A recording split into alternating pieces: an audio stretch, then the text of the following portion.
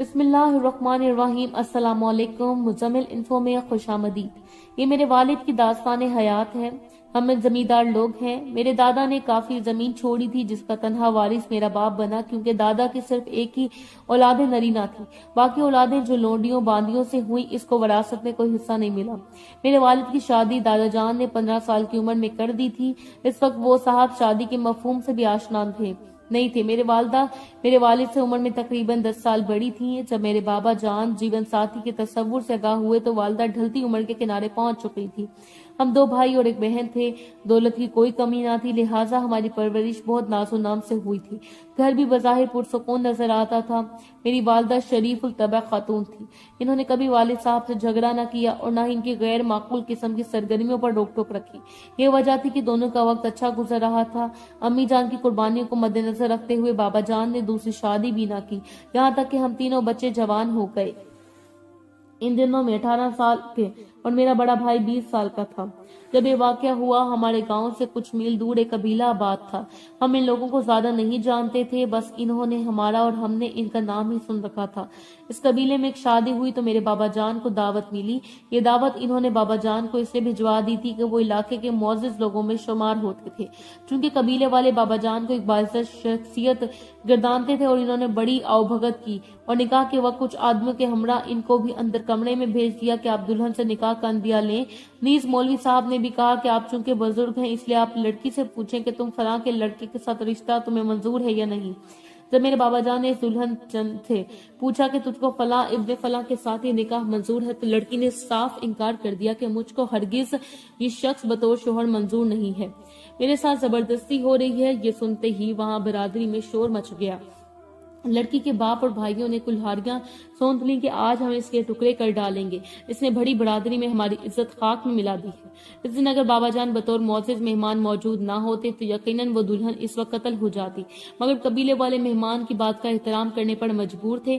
بابا جان نے کہا کہ دیکھو بھائی، یا تو تمہیں اس شادی میں مدعو تم نہ کرتے ہمیں، اب اگر تم نے مجھے اس قدر عزت بخشی ہے تو میری رائے کا احترام بھی تم پر لازم ہے۔ تم لڑکی کو قتل نہیں کرو گے، میں اس لڑکی کی جان کی امان چاہتا ہوں، باقی جو شرط تم رکھو گے وہ مجھے منظور ہے۔ کچھ مردوں نے شور مچایا کہ نہیں، ایسا نہیں ہو سکتا، ہم ایسی عورت کی زندگی کی امان نہیں دے سکتے جو اس قدر بے حیا ہے، اس کا قتل کیا جانا ہی ٹھیک ہے تاکہ آئندہ کوئی عورت اس قسم کی جرات دوبارہ نہ کر سکے۔ لڑکے والے خاص طور پر اس بات پر مصر تھے کہ دلہن چندہ کے بھائی اس کو فوراً قتل کر کے خود تھانے میں پیش ہو جائیں۔ دلہن کے باپ نے کہا غیرت مند کے لیے پھانسی کا پھندا شجاعت کا نشان ہوتا ہے، کم از کم برادری اور قبیلے والے تو ایسے مردوں پر فخر کرتے ہیں، باقی قانون کیا کہتا ہے اس کی ہم کو پرواہ نہیں۔ بڑا ہنگامہ ہوا۔ بابا جان کسی صورت لڑکی کے قتل کیے جانے پر آمادہ نہ تھے، وہ اس دروازے کی چوکھٹ پر ہی ہٹے نہ تھے۔ بابا جان کے اصرار اور سمجھانے پر بالآخر چندہ کے باپ اور بھائیوں نے کلہاڑیاں نیچے کر لیں، لیکن انہوں نے لڑکی کو اپنے گھر رکھنے کا سے انکار کر دیا۔ بابا جان نے لڑکی کی جان بخشی کے عوض اپنے پلے سے تاوان کی رقم دی جو انہوں نے برادری کے مشورے سے طے کی تھی اور ادا کر دی، اور چندہ کو اپنے گھر لے آئے۔ چندہ بڑی خوبصورت تھی، وہ اندھیرے کمرے میں بیٹھی تو اس کا چہرہ ایسا چمکتا تھا کہ جیسے تاریکی میں دیے کی لو۔ جب وہ بابا جان کے ساتھ گھر آئی تو اس کو دیکھ کر ہم سب کی آنکھیں چکا چوند ہو گئیں۔ میری بہن اس کو دیکھ کر بہت خوش ہوئی کہ گھر میں اس کی ہم عمر آ گئی تھی، مگر ماں کا رنگ چندہ پر نظر پڑتے ہی سنبھلا گیا اور وہ دل پر ہاتھ رکھ کر جہاں کھڑی تھی وہیں بیٹھ گئی۔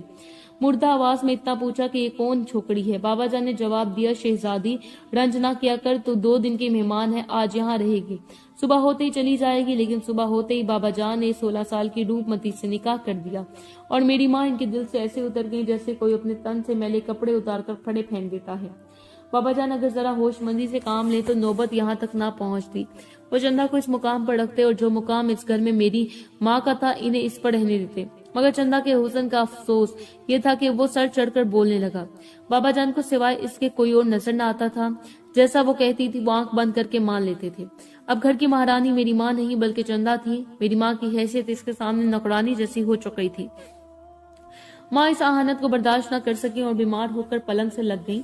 ان کی حالت دن بہ دن بگڑتی جا رہی تھی اور بابا جان کو ذرا بھی اس بات کی پرواہ نہ تھی کہ ان کے بچوں کی ماں جیتی ہے کہ مرتی ہے۔ ماں گھل گھل کر ہماری آنکھوں کے سامنے ختم ہو رہی تھی اور بابا جان انہیں ڈاکٹر کو دکھانے کے لیے بھی روادار نہ تھے، جیسے وہ خود یہی چاہتی ہوں کہ جلدی اپنی آگ میں جل کر ختم ہو جائے، مگر اس پر چندہ کی پاؤں زمین پر نہ رکھتی تھی، ہم سب کو بھی وہ اپنا نوکر اور غلام ہی سمجھتی تھی۔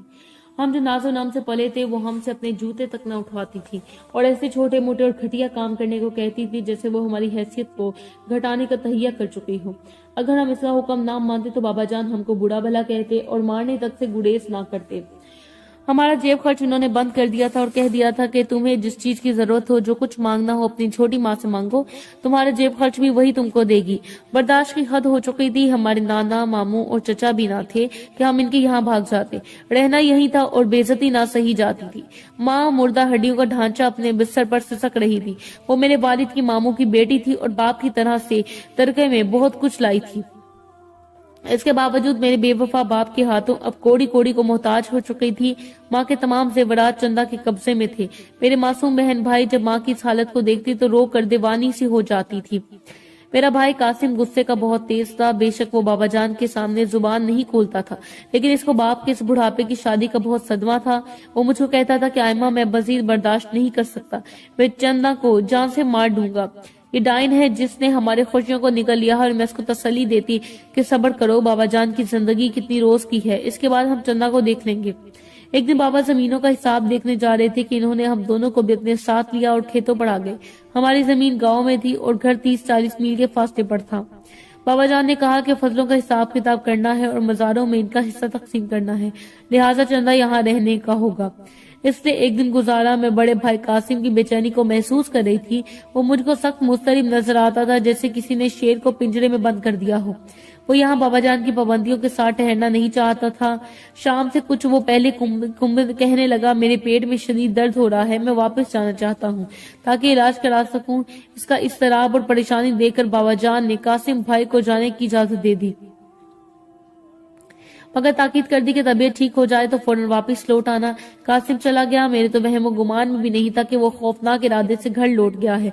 रात को जहाँ चंदा सोती थी आज वहाँ मेरी बहन सकीना सो रही थी। ये चंदा का बिस्तर था, इसी का कमरा था, मगर बिस्तर पर चंदा नहीं बल्कि सकीना थी। चंदा ने इस रोज मेरी बहन से कहा था कि सकीना तेरा बाज महीनों पर गया है, वो बड़ी खामखा मुझको अकेले सोने से डरती। मेरी वालदा के पास उनकी खिदमतगार सोती थी, लिहाजा मेरी बहन सौतेली माँ के कहने पर इसके कमरे में सोने चली गई। न जाने कासिम के दिल में नफरत की आग कब से भड़क रही थी कि आज उसको मौका मिल गया। ये रात 1:30 बजे का वक्त था। हमारे गाँव में बिजली नहीं थी, घर में मुकम्मल अंधेरा था। वो बाड़े की दीवार पर फांद कर घर में दाखिल हुआ। इससे सीधा चंदा के घर कमरे का रुख किया और अंधेरे में कुल्हाड़ी तोलकर इस पर वार कर दिया। बहन सकीना बेचारी सस्ती भी न ले सकी। मेरा भाई कासिम इसको सौतेली माँ समझकर कुल्हाड़ी से टकरा कर चलता बना। सवेरे नौकर सौतेली माँ समझकर कुल्हाड़ी से टकराते हुए चलता बना। सवेरे नौकर हाँपता हुआ आया, बाबाजान को इस सूरत हाल बताई। हर तरफ इस वाक्य की धूम मच गई कि भाई ने बहन को कत्ल कर दिया है। गांव में जब कोई बाप या भाई अपनी बहन को कत्ल करता था तो इसका मतलब ये होता था कि वो आवारा और बदचलन थी। हालांकि इतनी में बात नहीं थी कि जब सकीना चंदा के पलंग पर सो जाती थी तो चंदा का डर फिर कहीं ना कहीं होता था। सकीना का भी वक्त आ चुका था। चंदा वहां से उठकर ख्वाबेगाह से मुस्तसिल कमरे में जाकर सो गई, क्योंकि वो कमरा ज्यादा महफूज था। शायद कासिम इसके बाद कहीं ऐसी जगह रूपोश हो जाता कि पुलिस इसको गिरफ्तार ना कर सकती।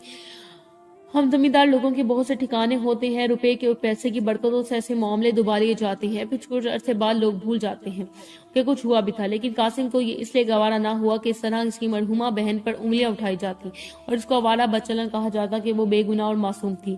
बस वो ख्वाब ही थाने में हाजिर हुआ और खुद इसने इकरार जुर्म कर लिया और वो अपनी सौतेली माँ चंदा को मारना चाहता था, लेकिन धोखे से बहन पर वार हो गया और वो मारी गई।